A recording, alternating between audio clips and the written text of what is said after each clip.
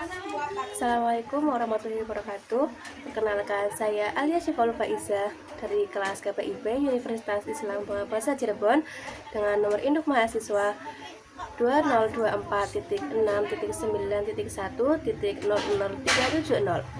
Di sini saya akan menjelaskan materi pertemuan ketiga mata kuliah Public Relation yang diambil oleh Bapak Muhammad Asqolani.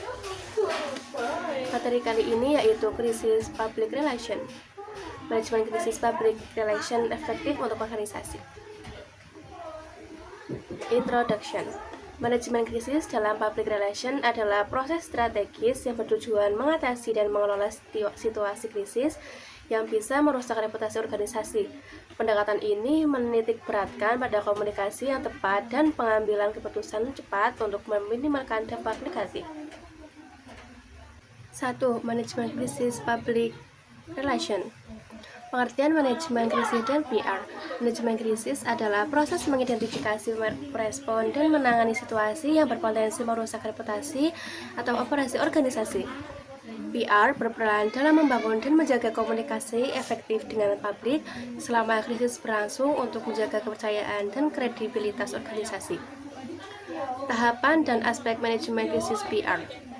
Tahapan utama meliputi identifikasi krisis, penilaian risiko, perencanaan respon, pelaksanaan komunikasi krisis, dan evaluasi pasca krisis. Aspek penting lainnya adalah membentuk tim krisis yang solid serta penerapan strategi komunikasi yang transparan dan konsisten guna mengelola persepsi publik dengan efektif selama krisis. Strategi komunikasi dan penanganan krisis.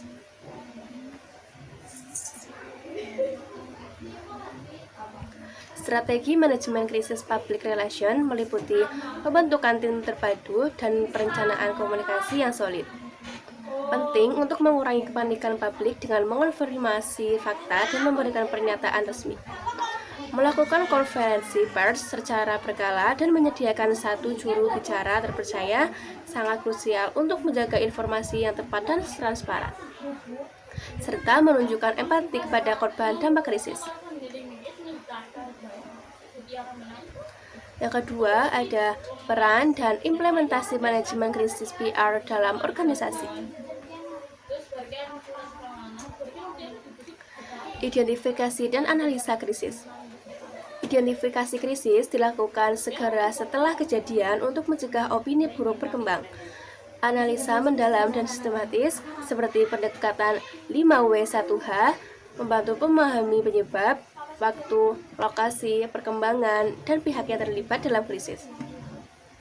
Proses ini memastikan langkah tanggap yang tepat dan efektif dalam penanganan krisis. Pembentukan tim dan penanganan krisis. Tim krisis yang kompeten dan terkoordinasi adalah kunci sukses penanganan krisis.